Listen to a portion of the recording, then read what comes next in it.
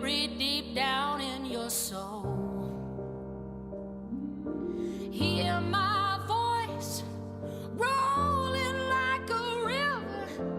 I won't ever leave you alone. No, no, no, no, no. Ain't no chain gonna hold you down. Ain't no grave gonna hold you down.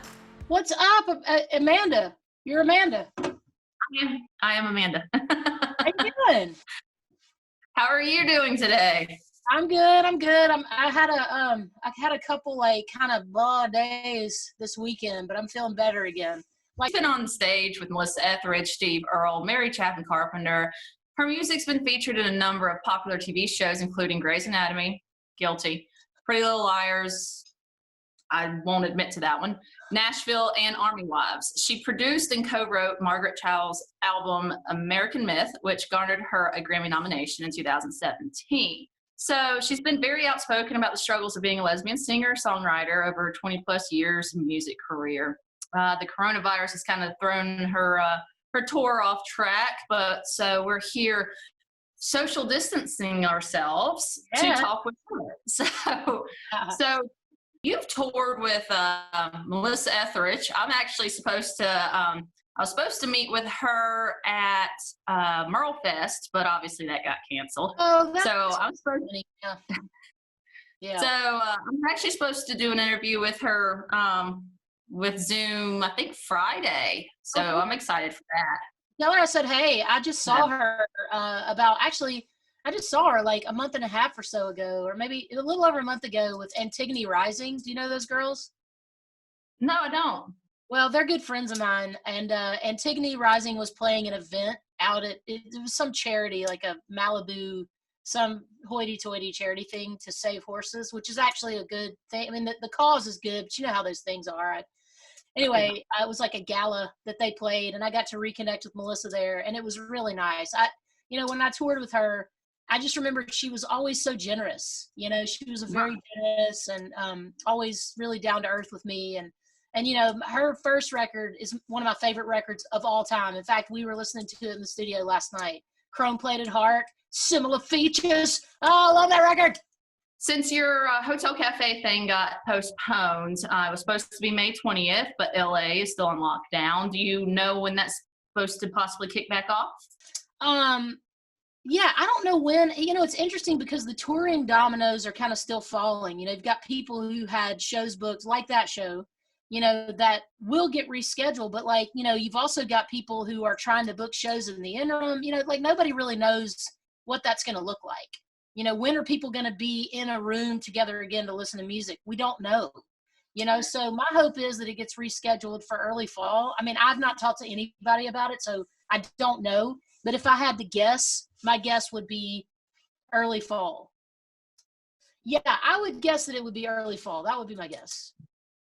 Gotcha. But I'm excited. I mean, you know, it's tough. I love my sister and my brother, and have really been enjoying the momentum of the project and the plans to tour and stuff like that. But I know everybody, you know, probably misses not being locked down in their house. So I'm not. Oh, yeah. So how did you come up with the name? Because now you've got a project with a couple of other guys. And Sean McConnell and Peter Gronwald and I were on a text message thread, just like going back and forth about some names and whatnot. And I think we just were shooting back and forth, like, you know, just throwing out different ideas and stuff. And I think I was just kind of thinking of collaborative ideas and stuff. And, you know, so I threw out my sister, my brother, and we tried sister, brother, brother, sister, but like we ended up with my sister, my brother. It just feels collaborative and it feels like camaraderie to me. And it also kind of feels like, hey, let's all get together, you know, let's all get together on this. And one of the things I love about the band, the music in the band is, you know, it has a real country feel to it, which I embrace wholeheartedly. I love that about it.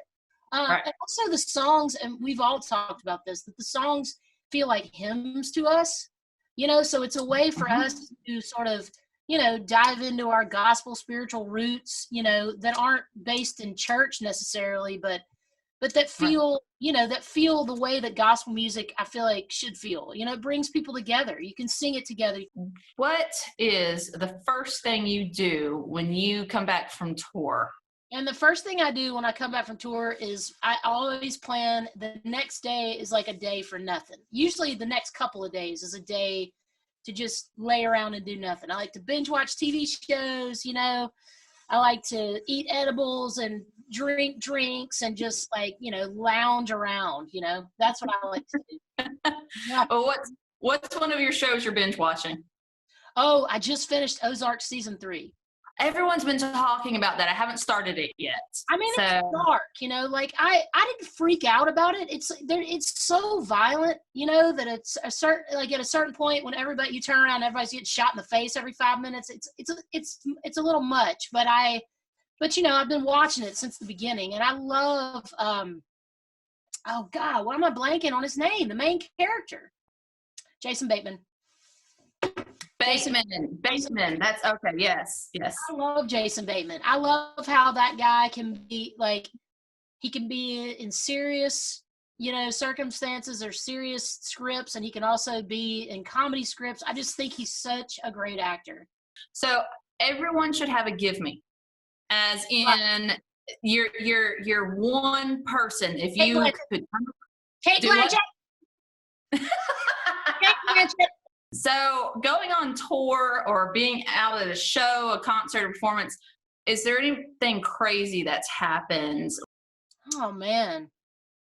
Well, one time, this is like the first thing that comes to mind is one time I was playing a show at the Hotel Cafe and I was like developing a stomach virus that I was unaware of. So, and I remember John Popper from Blues Traveler was in the audience, and he came up and played harmonica with me that night because I found out he was a big fan. And so he was at the show, and I played a few songs. I was like, sorry, y'all, I think I have to go throw up. So I went to the bathroom and I threw up. Then I came back and I played a few more songs. I was like, sorry, I think I got to throw up again. So I went and I threw up, and then I threw up. I came back. I tried to play again, and I was like, y'all, I think I got to cancel. So I threw up twice during a show and then had to cancel it while John Popper was there. That's like one of the weirdest things that's happened to me. If you had to be quarantined with one musician or band for the duration of all of this mess, who would you get yourself stuck with? Tom Petty. So there'd be no chance of me infecting him or him infecting me. He would be a ghost. If I could just have one day with the ghost of Tom Petty, man. Do you have some weird, off-the-wall, useless talent? Useless talent. Think about that for a minute. I don't know. You've stumped me. I don't know that one. I don't know the answer to that. I know what. I know. I have a very good vocabulary that I got from my dad. I got useless talents for pulling out cool vocabulary words. So what is one of the biggest compliments you've gotten from a fan that kind of just stood out? That's a really great question. I think probably the biggest compliment I've gotten from a fan would be that they felt like when we were interacting with each other, like at the merch table or something, that they felt like I was present with them and that I wasn't just giving them lip service, but I was actually connecting with them. And that's something I appreciate because I do try to do that. I do like to connect with people. I'm naturally curious like my dad. And I like to engage. I enjoy engaging with people and having conversations and listening. And, it's hard to do it for everybody, but I do try. So that's something that I've been given. I appreciate that. All right. So tell us about your upcoming music releases, what you're doing. You've just got your self-titled EP going on and everything. So what are future plans? Well, future plans are to continue to nurture the My Sister, My Brother project. I'm super excited about that. I just love Sean and Peter, and I love working with them, and I love the response the record's getting. I think it's connecting with people in a special way, which is what we had hoped. And so I'm really looking forward to that and hoping that that grows some roots and we can go out and tour with some other bands and other artists and keep growing that thing. And the same for me. I made a record in Nashville about a year ago, and with one of my best friends and all-time favorite collaborators and people, Nielsen Hubbard, in Nashville. And Nielsen and I made this record, and it's called Girl I Used to Be, and it's probably the proudest I've been of a release that I have coming since my second record, which is Songs from Takeoff to Landing. And so we're looking for a home for it, and we have a tentative plan for release for that, but now coronavirus has obviously put that on hold. So in the coming months, I will be, hopefully by the end of the year or early next, I'll be releasing this record and be able to go out and do some touring. I've got some potential tour dates with my friend Matthew Mayfield coming up in the fall. We're trying to plan that now, so hopefully we'll be able to make that come to fruition. So, it was panning out to be a busy year, and now it's panning out to be a busy fall. I'm planning to go to Europe in October, so I've got a lot of things going on. I just, need to wait and see if I'm going to be able to, like everybody else, wait and see if they're going to be able to come to fruition. So, Well, thank you so much for meeting with me today. I mean, I know you're quarantined, but there's still so many more other things you could be doing. Oh my God, Amanda, thank you. What a pleasure to meet you and talk with you. I appreciate it.